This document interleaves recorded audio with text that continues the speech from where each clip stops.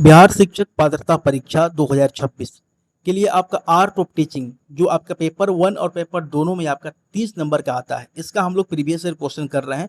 2020 से लेकर आपका 2025 तक के जितने भी क्वेश्चन पूछे गए लगभग आपका 1000 के आसपास से क्वेश्चन मैं आपको करवाने वाला हूं। ये आपका दूसरा वीडियो है। इसके पहले मैंने पार्ट 1 में यहाँ पर लगभग 30 क्वेश्चन को कवर किया था। तो यदि आपने पार्ट 1 नहीं देखा है तो सबसे पहले उसको देख लीजिएगा, क्योंकि उसी चीज को आगे बढ़ाते हुए हम आपके साथ यहाँ पे क्वेश्चन नंबर 31 से आगे के क्वेश्चन को देखेंगे। ये सारे क्वेश्चन आपके परीक्षा के पॉइंट ऑफ व्यू से काफी इंपॉर्टेंट है। और पिछले बार भी जो आपका अक्टूबर 2025 में एग्जाम हुआ था, मैक्सिमम क्वेश्चन आपके प्रीवियस ईयर क्वेश्चन से ही आए थे। मैंने उसके रिगार्डिंग आपका लगभग 400 450 के आसपास क्वेश्चन कराया था। तो मैक्सिमम क्वेश्चन मैंने देखा है कि मेरे वीडियो से ही आए थे। बहुत सारे लड़कों का कमेंट भी आया था। पहला क्वेश्चन देखते हैं क्वेश्चन नंबर 31 से। सूक्ष्म शिक्षण के प्रवर्तक कौन है? यहाँ पर ऑप्शन दिया गया है। पहला है बीके पासी, ऑप्शन बी कर रहा है DWLN और option C Flanders, option D Skinner. ठीक है, अगर मैं इसका आंसर के आपके सामने बात करूँ तो इसका आंसर ऑप्शन नंबर बी हो जाएगा, DWLN। इसके बारे में एक्स्ट्रा इन्फॉर्मेशन भी कलेक्ट किया गया है, वो आपके लिए काफी इंपॉर्टेंट है। इस पे फोकस करना होगा क्योंकि क्वेश्चन हूब नहीं आते हैं, उससे रिलेटेड टॉपिक से क्वेश्चन हर बार आते हैं। यहाँ पर आपको बताया गया है कि सूक्ष्म शिक्षण विकास के जो विकास है उसका स्टैनफोर्ड के विश्वविद्यालय के जो एक प्रोफेसर है 1963 में DWLN और उनके सहयोगियों के द्वारा ये किया गया था। यह शिक्षक प्रशिक्षण की एक तकनीक होती है। भारत में इसकी जो शुरुआत है DD तिवारी ने 1767 में किया था। NCERT के अनुसार भारतीय सूक्ष्म शिक्षण चक्र की कुल अवधि 36 मिनट की होती है। चलिए नेक्स्ट क्वेश्चन नंबर 2 देखेंगे। बलूम के वर्गीकरण में संज्ञानात्मक पक्ष का उच्चतम स्तर क्या है? ऑप्शन 4 दिया गया। पहला है ऑप्शन कर है ज्ञान, ऑप्शन बी है संश्लेषण, ऑप्शन बी विश्लेषण, ऑप्शन डी मूल्यांकन। इसका आंसर ऑप्शन नंबर बी हो जाएगा, मूल्यांकन। ठीक है, इसके बाद आपका बेंजामिन का जो ब्लूम का जो थ्योरम आया था 1965 के अनुसार आया था। इसके बारे में एक्स्ट्रा देखेंगे कि इनके अनुसार जो है संज्ञानात्मक पक्ष के 6 स्तर हैं। मूल्यांकन सबसे उच्च स्तर है जिसमें किसी विचार या सामग्री के मूल्य का निर्माण किया जाता है। संज्ञानात्मक स्तर पर आपका ज्ञान, बोध, अनुप्रयोग, विश्लेषण, संश्लेषण, मूल्यांकन ये सारी चीजें होती है। ब्लूम ने 3 पक्ष बताए हैं। पहला है संज्ञानात्मक, भावात्मक और क्रियात्मक। देखिए नेक्स्ट क्वेश्चन देखें, क्वेश्चन नंबर 33। यहाँ पे क्वेश्चन कर रहा है आपके परियोजना विधि के प्रतिपादक कौन है? यहाँ पर दिए गए 4 ऑप्शन। ठीक है, अगर मैं इसके आंसर की बात करूँ डायरेक्टली तो ऑप्शन नंबर बी हो जाएगा, विलियम किलपैट्रिक। ऑप्शन बी यहाँ पे करेक्ट आंसर हो जाएगा। देखिए इसके बारे में एक्स्ट्रा इन्फॉर्मेशन देखेंगे। परियोजना विधि का जो विचार है जॉन डीवी ने दिया था, लेकिन इसे जो है व्यवस्थित विधि के रूप में।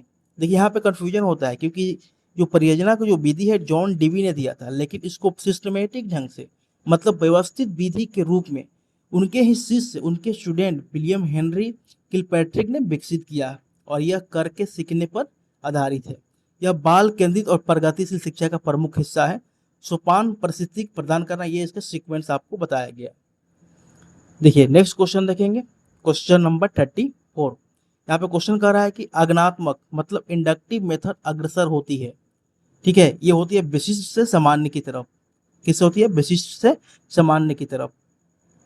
आगमनात्मक विधि में शिक्षक सबसे पहले विशिष्ट का उदाहरण प्रस्तुत करता है, फिर उसके आधार पर सामान्य नियम उससे निकलवाता है, मतलब नियम जो उसको एक्सप्लेन करता है। यह एक मनोवैज्ञानिक विधि है।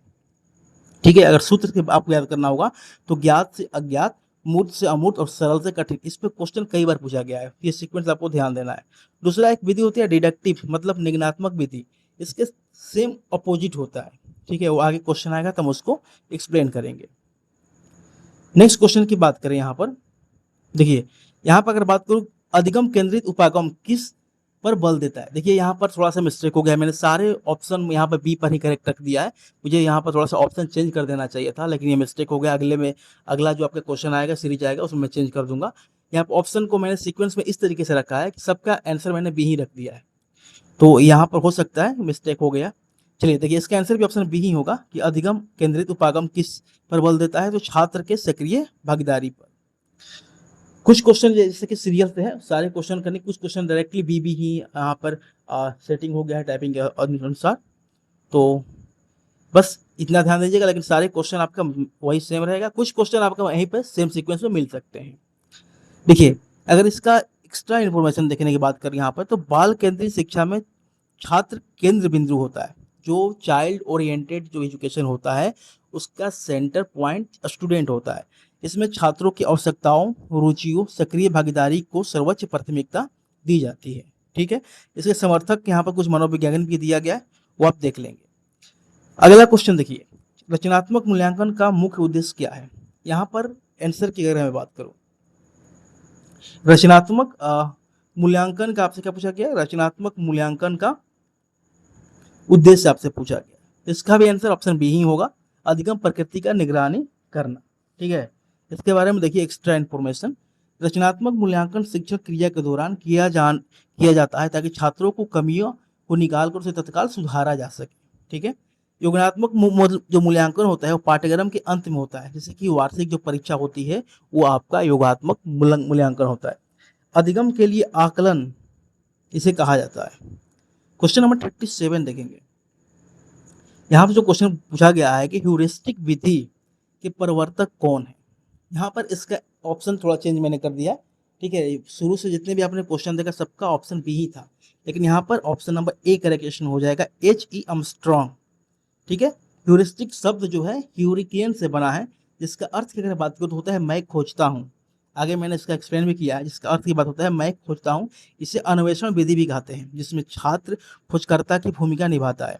यह छात्रों में वैज्ञानिक दृष्टिकोण विकसित करता है। यह रटने की प्रवृत्ति को पूरी तरीके से हतोत्साहित मतलब यहाँ पे कम करता है। चलिए नेक्स्ट क्वेश्चन देखें, क्वेश्चन नंबर 38। पाठ योजना के 5 सोपान किसने दिए। पाठ योजना के 5 जो सोपान है हार्वर्ड ने दिया था, J.F. हार्वर्ड ने दिया है। अगर इनके बारे में बात करें तो जिन्हें हार्वर्डीय पंचपदीय प्रणाली भी कहा जाता है। देखिए आगे यहाँ बताया भी गया है, जिसे हार्वर्ड के पंचपदीय प्रणाली भी कहा जाता है। क्वेश्चन नंबर 39 यहाँ पे देखेंगे, शिक्षण के खेल विधि का मुख्य लाभ क्या है। खेल विधि का जो मुख्य लाभ होता है वो होता है मनोवैज्ञानिक संतुष्टि होती है और स्वभाव की स्वाभाविक रुचि होती है। ऑप्शन सी इसका करेक्ट आंसर हो जाएगा। इसके बारे में एक्स्ट्रा देखिए यहाँ पर, जैसे कि बात करें, यह जो बच्चों वैज्ञानिक होते हैं, जो बच्चे जो खेल की विधि से होते हैं वो सीखने को तनाव मुक्त और आनंददायक वो सारी चीजें उनके लिए बन जाती है। इस विधि का जनक अगर आपसे सवाल पूछ लिया जाए तो वह है कॉल्डवेल कुक। प्रोवेल ने किंडरगार्टन पद्धति में इसमें प्रमुखता दी थी। क्वेश्चन नंबर 40 देखेंगे, शिक्षण प्रक्रिया के 3 ध्रुव क्या क्या है। शिक्षण प्रक्रिया के जो 3 ध्रुव हैं, पहला है आपका शिक्षक, छात्र, पाठ्यक्रम, ये आपके 3 ध्रुव हैं। ओके, देखिए इसके बारे में अगर बात करूं तो एडम्स ने शिक्षण के द्विमुखी को माना है। ये भी क्वेश्चन पूछा जाता है कि किस मनोवैज्ञानिक ने यहाँ पर शिक्षण को द्विमुखी माना है, वो शिक्षक और छात्र को शामिल किए थे। लेकिन यहाँ पर अगर बात करें, जॉन डीवी ने शिक्षण के त्रिमुखी प्रक्रिया को माना है। अगला क्वेश्चन, क्वेश्चन नंबर 41, आपसे पूछा गया है कि डायरेक्टली आंसर आ गया, प्रदर्शन विधि का सबसे बड़ा गुण क्या है। प्रदर्शन विधि का सबसे जो बड़ा गुण होता है वो ऑप्शन नंबर सी इसमें दिया गया, इसमें देखना और सुनना दोनों शामिल होता है। ठीक है, अगर इसके बारे में एक्स्ट्रा इन्फॉर्मेशन की बात करें, यह दृश्य सर्व अनुभव पर यह आपको प्रदान करती है। यह विज्ञान और तकनीकी विषयों के लिए आदर्श है। यह कम खर्चीली और शिक्षण पद्धति है। आगे क्वेश्चन की बात करें, क्वेश्चन नंबर आपका 42। देखिए यहाँ पर क्वेश्चन कर रहा है कि पाठ्यक्रम शब्द की उत्पत्ति किस लैटिन शब्द से हुई है। आपके पास 4 ऑप्शन दिया गया है। ठीक है, अगर इसका आंसर की बात करें होता है कुरेरे, ऑप्शन ए। ये जो है पाठ्यक्रम जो करिकुलम जो है आपका है, तो करिकुलम के शब्द की जो उत्पत्ति जो है कुरेरे लैटिन वर्ड से हुई है। देखिए यहाँ पर बताया गया है कि कुरेरे का अर्थ होता है दौड़ का मैदान। ठीक है, अतः पाठ्यक्रम वह मार्ग है जिस पर चलकर छात्र लक्ष्य प्राप्त करते हैं। यहाँ पर बात करें कनिंघम के अनुसार, पाठ्यक्रम कलाकार के हाथ में एक उपकरण, ये उपकरण होता है। ठीक है, चलिए नेक्स्ट क्वेश्चन की अगर मैं बात करूं तो आपका समावेशी शिक्षा से संबंधित है, इंक्लूसिव क्लासरूम। समावेशी कक्षा में शिक्षक की भूमिका क्या है।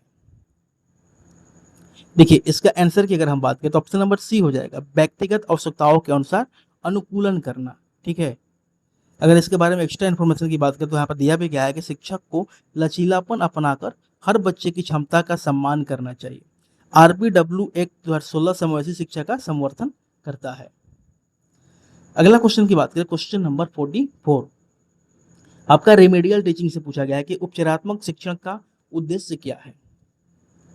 जो रेमेडियल टीचिंग होता है वो आपका अधिगम संबंधित त्रुटियों और कठिनाइयों को दूर करने के लिए होता है।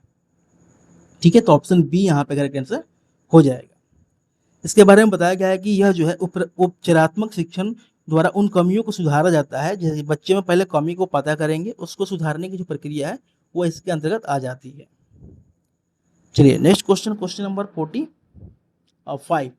यहाँ पर पूछा गया है कि सीखना व्यवहार में उत्तरोत्तर सामंजस्य है, यह कथन किसका है? ये जो कथन है स्किनर का है, बी एफ स्किनर। यहाँ पर ऑप्शन आपका बी दिया गया है।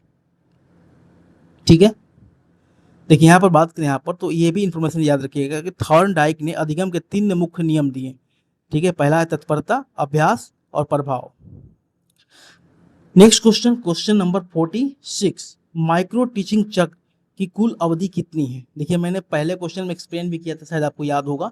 इसका आंसर ऑप्शन नंबर सी हो जाएगा, 36 मिनट। कितना मिलता है समय? 36 minute.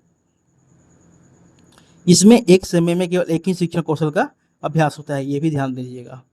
Next question, question number 47। श्यामपट्ट पर लिखते समय सबसे महत्वपूर्ण क्या है? यहाँ पर अगर आंसर के बारे में बात करें तो जो सबसे महत्वपूर्ण होता है वो आपका अच्छी लिखावट होता है, क्योंकि आपसे क्वेश्चन पूछेगा श्यामपट्ट पर, श्यामपट्ट पर यदि आप क्लियरली नहीं लिखेंगे तो स्टूडेंट उनको पढ़ने में कठिनाई होगी। यहाँ पर option number A correct answer हो जाएगा।